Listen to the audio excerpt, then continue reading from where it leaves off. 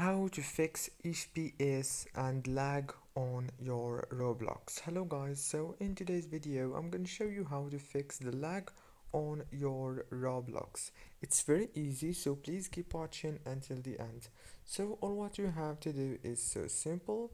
Just go to the top corner right here, as you can see, and click on the Roblox logo, and then all what you have to do is click here on settings.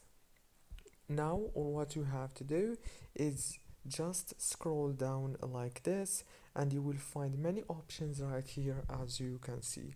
All what you have to do is make sure to disable the performance states right here, and disable the micro profiler and also the camera inverted, and then go to the top here and you will find graphics quality. First make sure to go to the graphics mode and make it manual, and then go right here and make sure to drop this like this. And now all what you have to do is make sure also to check the full screen must be off.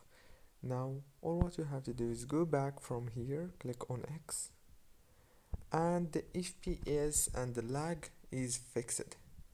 Don't forget to like, subscribe, and thank you so much for watching this video until the very end. See you later.